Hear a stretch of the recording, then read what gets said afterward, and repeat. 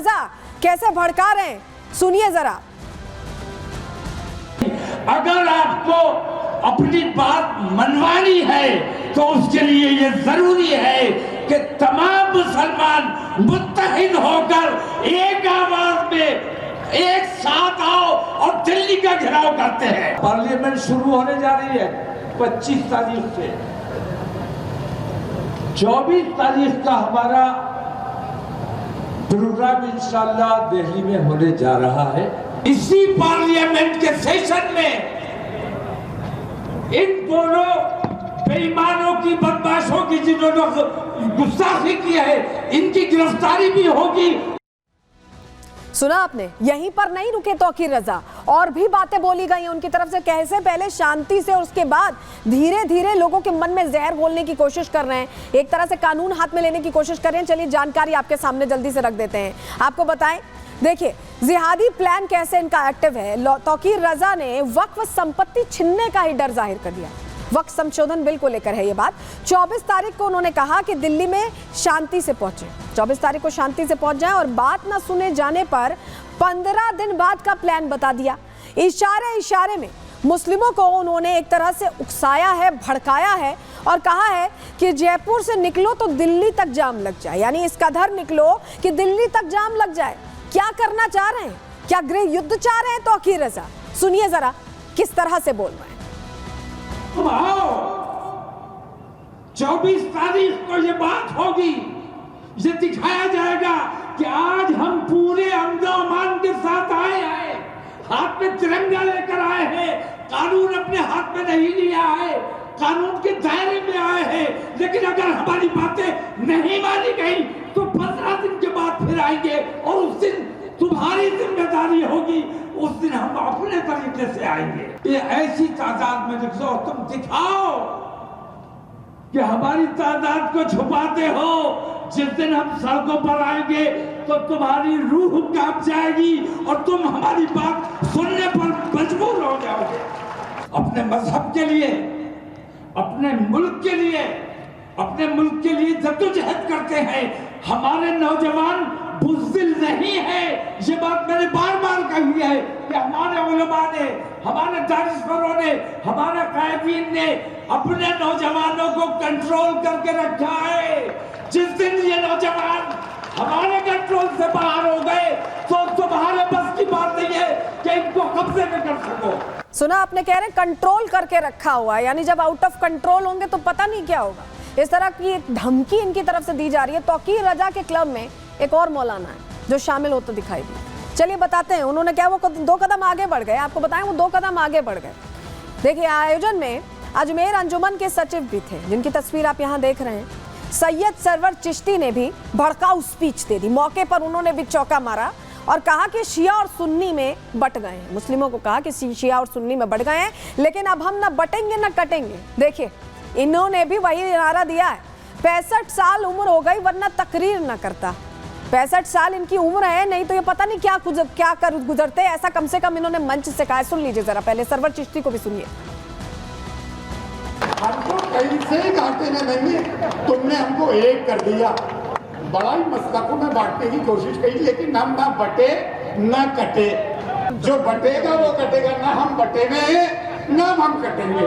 हाँ, एक आध को 20 जने कूट लो तो कर सकते हैं, बाकी तो नहीं कर सकते। इस उम्र में नहीं भी 65 साल का हो गया हूँ। अगर उम्र मेरा साथ देती तो मैं तकरीर थोड़ी कर रहा होता। दरअसल दिक्कत कहां है आपको बताते हैं। वक्फ संशोधन बिल आ जाने के बाद इन मौलानाओं की नींद उड़ी हुई है कि ऐसा ना हो कि जो इनकी असीमित ताकतें हैं वक्फ बोर्ड के तहत वो छिन जाएं, और जैसे ये मनमर्जियां करते हैं वो मनमर्जियां कहीं रुक ना जाएं। उसकी टेंशन में इस तरह की बातें कही जा रही, मुसलमानों को भड़काया जा रहा है। रिपोर्ट आपको दिखा रहे हैं।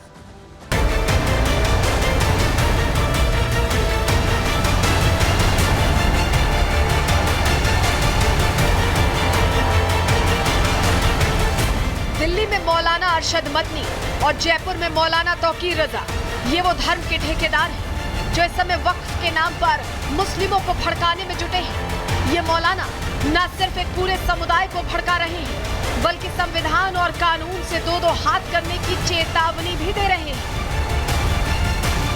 जब से वक्फ संशोधन बिल पर चर्चा शुरू हुई है। वक्फ कमेटियों में बैठे ऐसे मौलानाओं की नींद उड़ी हुई है।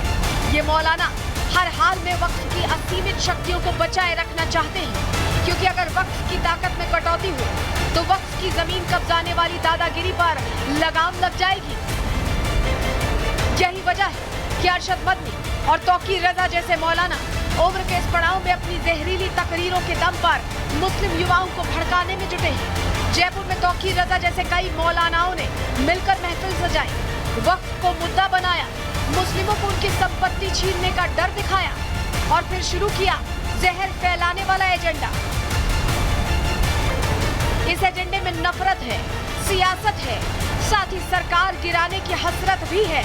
तभी तो तौकीर रजा मुस्लिमों से दिल्ली जाम करने की बात कह रहे हैं। आप जयपुर से चलो तो दिल्ली तक जाम होना चाहिए। इस अंदाज में अगर निकलोगे तो तुम्हारी सुनी जाएगी।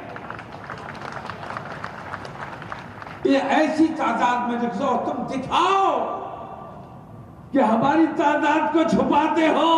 जिस दिन हम सड़कों पर आएंगे तो तुम्हारी रूह कांप जाएगी और तुम हमारी बात सुनने पर मजबूर हो जाओगे।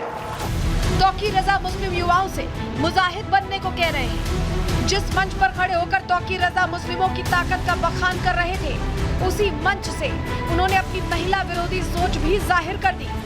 तौकीर रजा मोबाइल को शैतान बता रहे हैं, इससे अपनी महिलाओं और बेटियों को दूर रखने को कह रहे हैं और अपनी जहरीली तकरीर खत्म करने से पहले अपना जहर उसी मोबाइल के जरिए मुस्लिमों तक पहुंचाने की बात कर रहे हैं।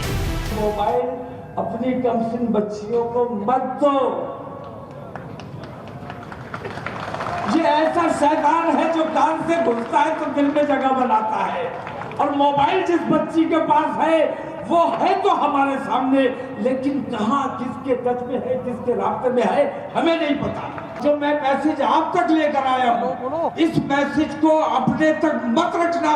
इस मैसेज को जहाँ जहाँ तुम्हारे अजीज व अकारीब है, दोस्त अहबाब है, रिश्तेदार है, ताल्लुक वाले हैं, उन तमाम में व्हाट्सएप ग्रुप्स पे तमाम लोगों को ये मैसेज शेयर करना अब आपकी जिम्मेदारी है।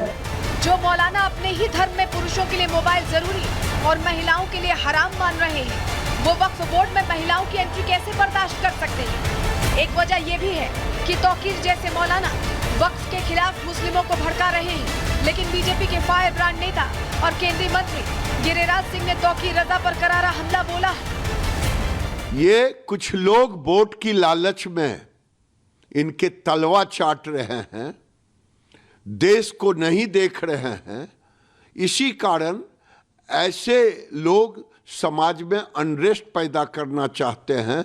तौकीर रजा को खुली चुनौती है कि अब बदला हुआ भारत है, अब बदले हुए भारत में कोई चुनौती मत दे।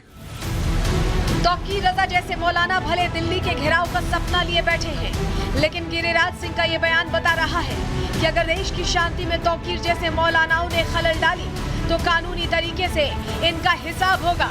Bureau report, Republic Bharat.